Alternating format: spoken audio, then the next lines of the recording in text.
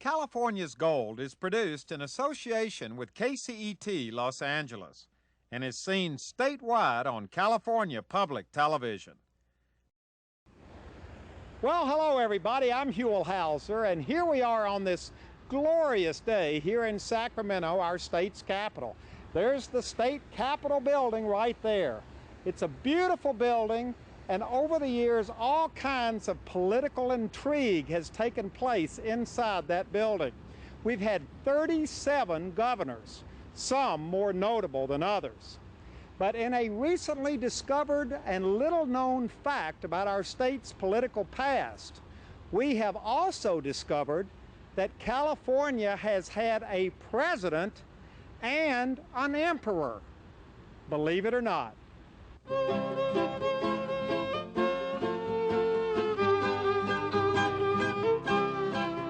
San Francisco from the mid to late 1800s.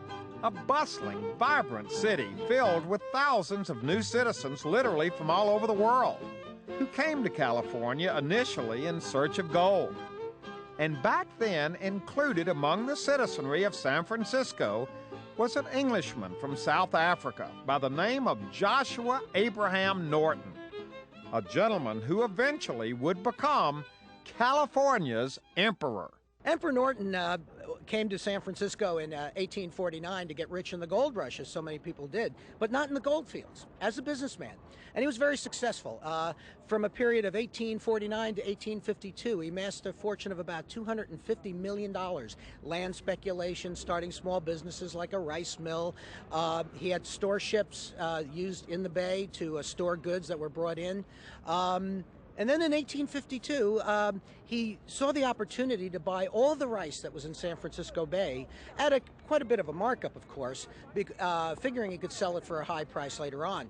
Shortly thereafter, several ships full of rice pulled into San Francisco Bay, driving the price below what he paid for it, and over a series of years, it led to a series of misfortunes that left him pretty much penniless by 1859. So here was a guy who came to San Francisco to make his fortune. He did very well, then he lost it all. He did. He lost it all by 1859. And that kind of set him off, didn't it? It did. It kind of, there's evidence to suggest that his madness, his schizophrenia, maybe started in his teen years back in South Africa, from where he came. But certainly this was the culminating event. And in September of 1859, he walked into the offices of the San Francisco Bulletin newspaper, and he issued a proclamation in which he declared himself the Emperor of the United States. Now, how was that met here in San Francisco, a guy declaring himself emperor? Well, San Francisco is kind of an eccentric oddball town in those days. Even back then? Oh, yes, even back then. The characters were somewhat welcomed in San Francisco. There were many other characters like Emperor Norton who I can speak to. But the newspaper at first read this proclamation and didn't know what to make of it. And then they decided to go ahead and print it because it was fun. And in those days, there were dozens of newspapers.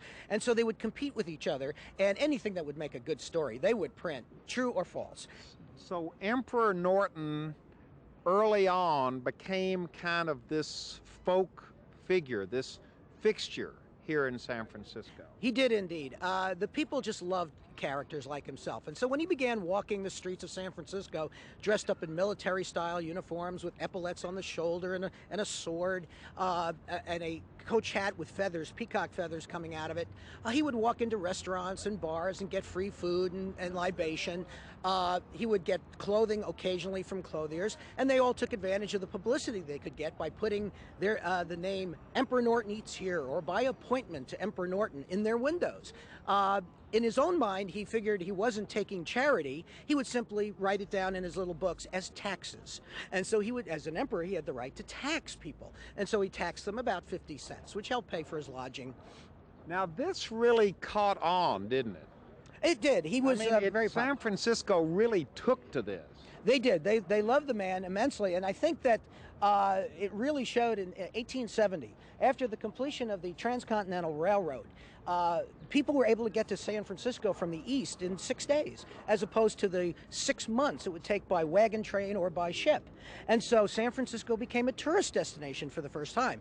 Only there was no Golden Gate Bridge, there was no Coit Tower, there was no nothing to really see and do. And so when people arrived here, they were told, go see Emperor Norton. And so Emperor Norton began writing his own money, his own script, selling it to the tourists for 50 cents. And that's how he lived from then on, from 1870 on. And his biographer has found evidence that newspapers all over the country wrote about Emperor Norton and saying, if you go to San Francisco, be sure to see Emperor Norton. He became a tourist attraction. He did indeed. Now we have come to the Wells Fargo Museum here on Montgomery Street. Good morning, I'm Hewell Hauser. Good morning, I'm Charles LaFontaine of Wells Fargo. Nice Welcome. to meet you. Thank you. Now, Nice you to have meet all you. kinds of wonderful historical exhibits here in your museum. Yes. I know you have visitors coming here from all over California, all over the world. That's right. We're here in search of Emperor Norton memorabilia. Do you have any? Oh, we certainly do. Come Do with you? me. Yes, come along. Do you get many questions or comments? Oh, yes, because he's such a California character. Well, we're understanding that right off the bat. And here we have some of his script, a statue of him, and one of his proclamations where he's telling the citizens of San Francisco to build 2 bridges over the bay, and they all thought he was crazy. Oh, And my. of course, we know what happened eventually. Now, where did you get this stuff? All right, this has been from collectors around the country. So and it's just acquired, and you've got it here in the case. that's right. Well, thank you very much for Very showing good. it to Thank us. you. I know you got a Excellent. tour to give of Yes, school I do. kids. Yes, I do. Thank you. Nice to meet you, Nice to sir. meet you. Peter, this is one of the actual pieces of script that correct. he issued. That's correct, yeah. Talk a little bit about that, because it actually, in a funny way, almost looks like a piece of currency. The story behind that is Emperor Norton recognized the opportunity that tourism would bring to San Francisco. And so he began to produce the script to sell to the tourists coming to San Francisco for 50 cents, $1, $10. And people would buy it knowing full well that this was not real money, but they wanted Emperor Norton's signature. They wanted the souvenir. It was the greatest souvenir of the day. And curiously enough, Norton decided to put on some of the script that he would pay them back with 7% interest due and payable in the year of 1880. Unfortunately, he died in 1880 and was unable to repay, even if he had tried to or wanted to. And this is really his signature down here. That's correct. That's Joshua Norton on there. Do you think something like this is worth anything today from a historical standpoint? Oh, I think if you could find any real script, I think it would be worth thousands of dollars. There's a funny story about him donating a 50-cent script that sold for $150 in an auction in 1870. Really? Yes, So it was valuable as a collector's item even back then. even then. And here's one of his proclamations. How many different proclamations did he issue in his lifetime? We don't know how many, because the fire and earthquake of 1906 did destroy a lot of historic records, probably in the hundreds. Many of the proclamations were aimed at better government. He abolished Congress. He Oh, that was a good one. He fired the governor of Virginia because he hanged John Brown, the abolitionist. He, when Congress would not abolish itself, he ordered General Winfield Scott into Congress to clear the halls. There were endless proclamations in which he felt that government was not properly run, it was fraudulent, and that only an emperor could hold this country together. So really, back then, he was a good government guy. Oh, definitely, definitely. But he thought it would only take an emperor to do it. All right, as our Emperor Norton tour continues, we've come down to Fisherman's Wharf, Pier 41.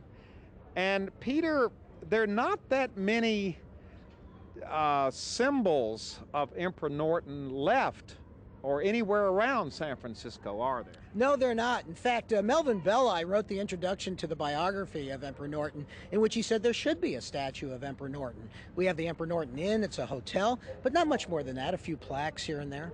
No statues, but something else. It's very interesting because we're not here by accident.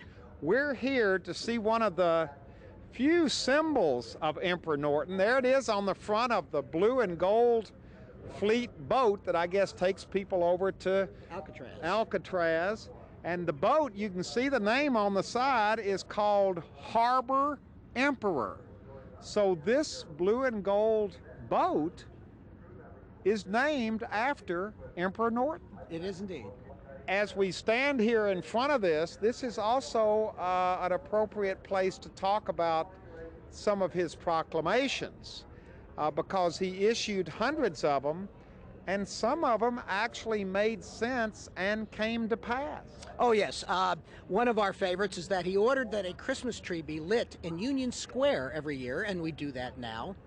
He ordered that a League of Nations be created to seek peace in the world. And ironically enough, in San Francisco, the United Nations was created in 1939. And he was issuing these proclamations about things like the League of Nations. In the 1860s. In the 1860s. Exactly. The League of Nations was founded decades, the next century. Right. He also ordered a bridge and a tunnel to be built from Oakland to San Francisco.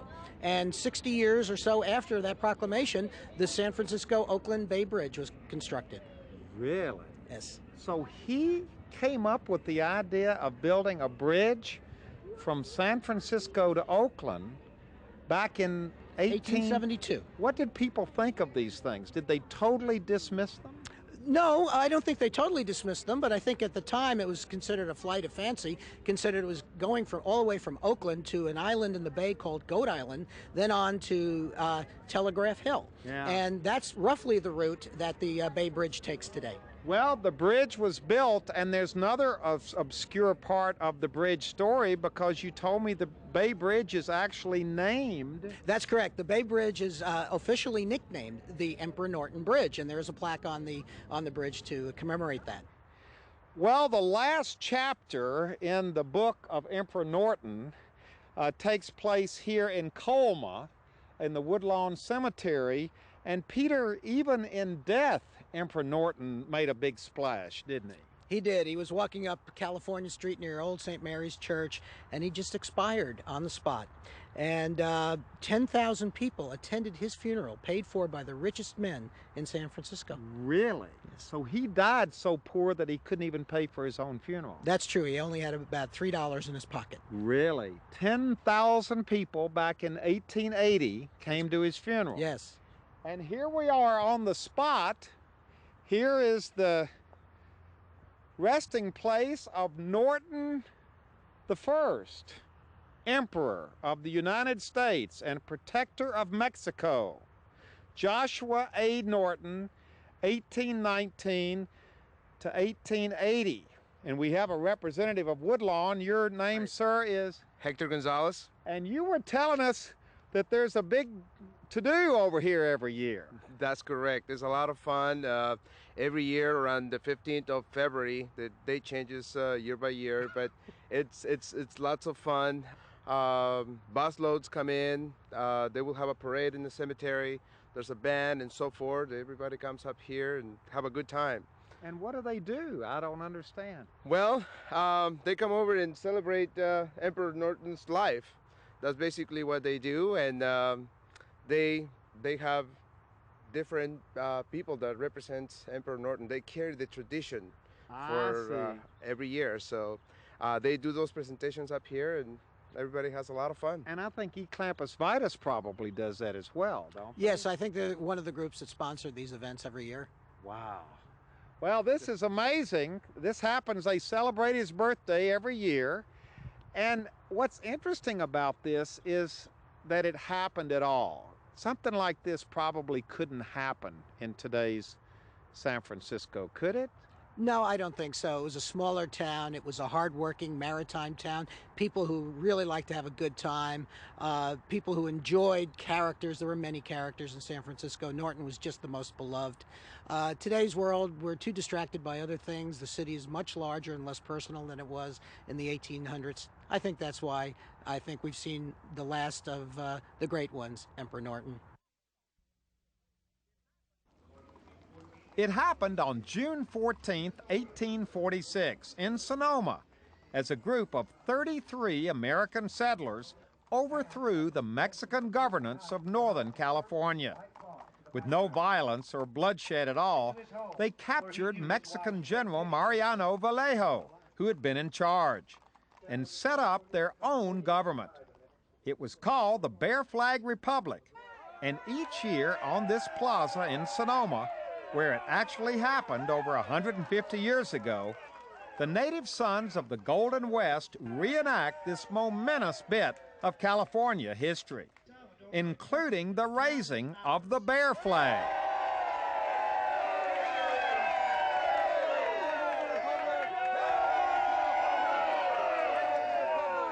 This flag that we see here in front of us today is a commercially available reproduction of a typical bear flag from 1846 and has come to us to be accepted as the flag of the California Republic.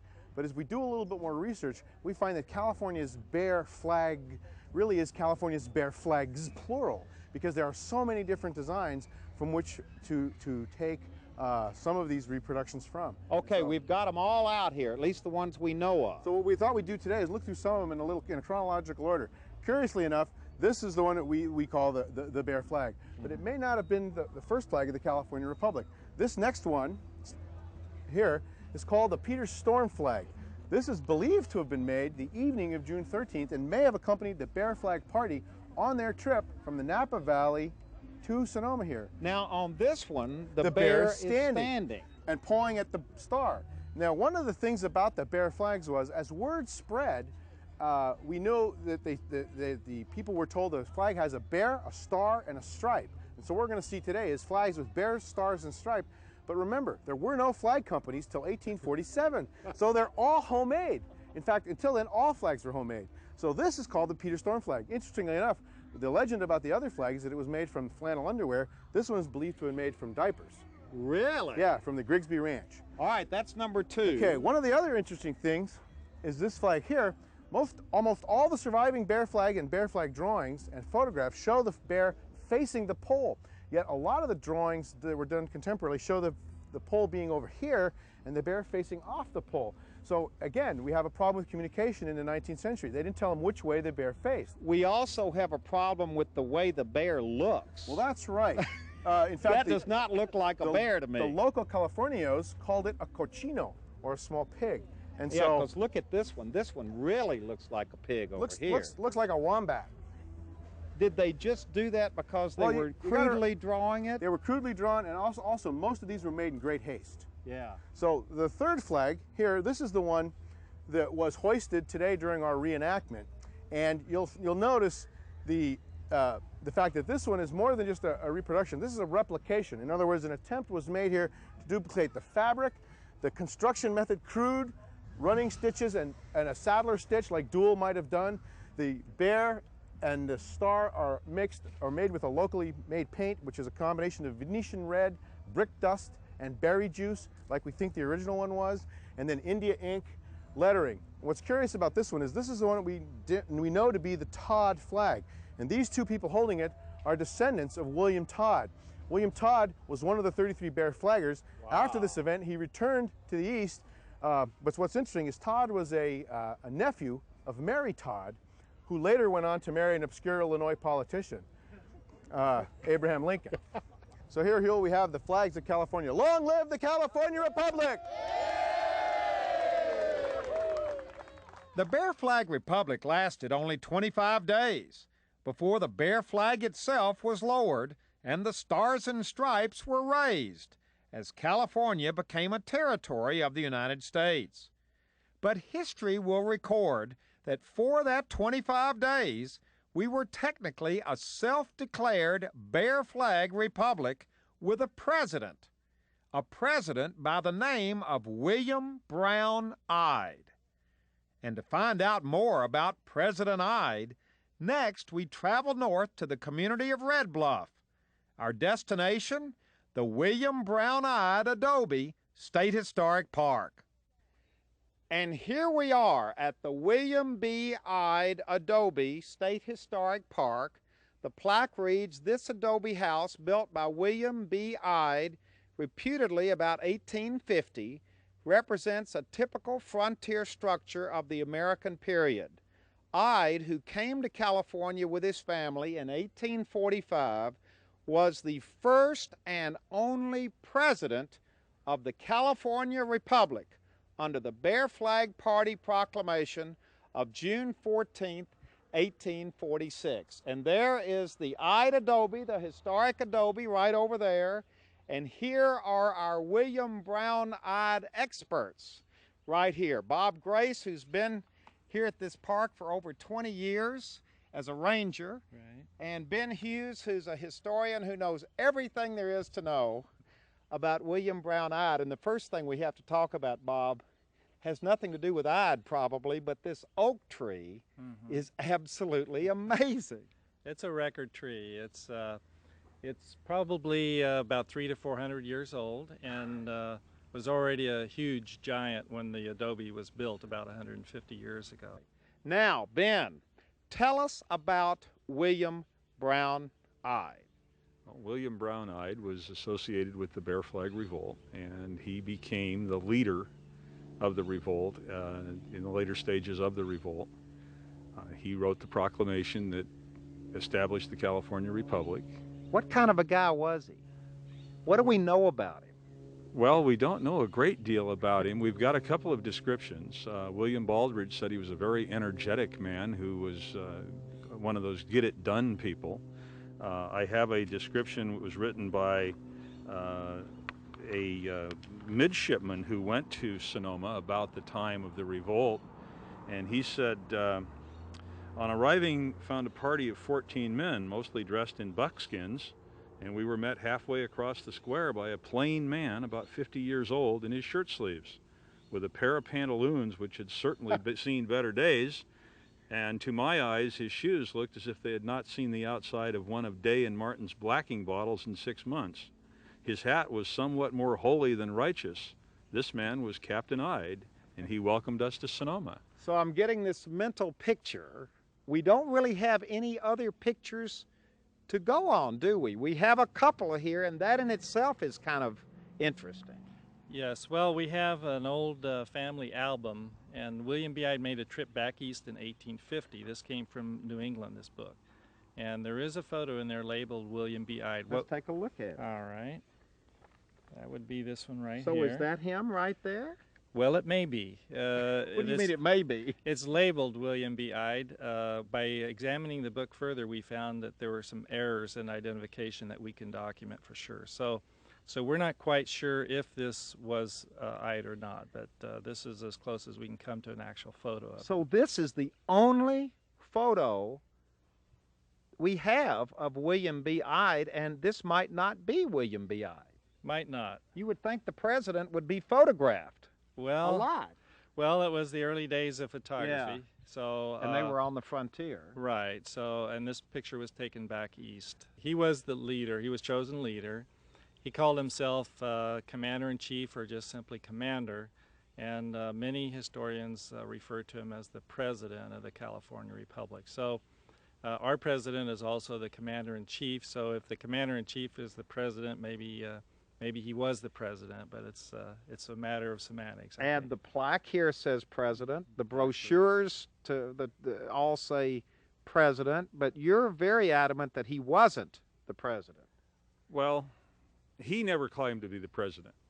At one point in time, Stockton, who was the military commander in California during the Bear Flag Revolt, said that he was the governor of California. That Ide was the governor. That Ide was the governor of California. But president has such a wonderful sound to it. And probably the first place that in my research I've ever found him referred to as the president was in a speech by Mariano Vallejo in 1876 at Sonoma. And Vallejo, who was one of the people captured during the Bear Flag Revolt, referred to William B. Ide as the president of the California Republic. And that title has pretty well stuck through the history up till today. Why do we know so little about William Brown Ide? Why is his name not a household word? Well, William Brown Ide didn't write a great deal about himself. He wrote documents and what have you, and he was a judge and he did a number of other things. But he was a very unassuming man. He just saw jobs that needed to be done, and he did them. And he just happened to be, I guess you'd say, at the right place at the right time, get tapped on the shoulder and say, "You're the man." Definitely, that's the situation. And I think the other thing is, 3 years after the Bear Flag Revolt, California goes into the California Gold Rush, and everything that happened before becomes obscure. Yeah, It just is including forgotten. literally his name, Including William Ide. his face. We don't know what he looked like. Not for certain. To end our story about William Brown Ide, we have traveled about 50 miles south and east of the Ide Adobe in Red Bluff. This is California Highway 45, right out here in the middle of a sparsely populated agricultural area. And look what's right here on the side of the highway. This big stone monument to William Brown Ide, the first and only president of the California Republic. It says he was born in 1786 in Massachusetts. He died in 1852, and he is buried in an unlocated grave in the field approximately 800 yards to the east of this monument. So to get to his grave, we have to go about 800 more yards down this dusty little road. And here we are in the actual cemetery itself, this wonderful old pioneer cemetery which has been lovingly restored. Many of the markers are marked like this one: unknown California immigrant, unknown adult female pioneer. And look right over here under the tree, kind of controversial and confusing right up to the very end, because the marker by the highway says that Ide was president of California. Here's his marker, and it's marked Governor William Brown Ide. Died in 1852 at the age of 56. So there's some question about his title, even up to the very markings on his gravestone.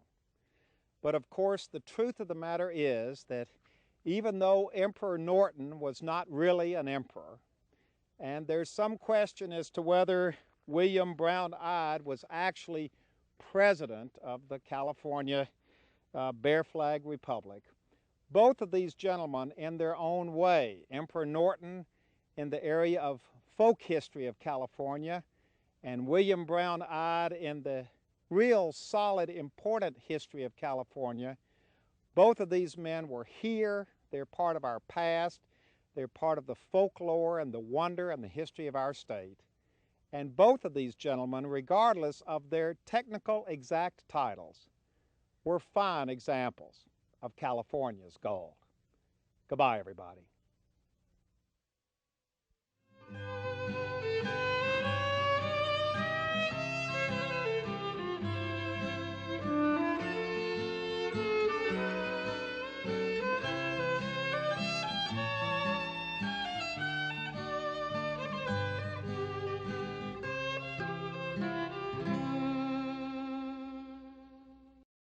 Well, hello everybody, I'm Huell Hauser, and I sure hope you enjoyed this adventure.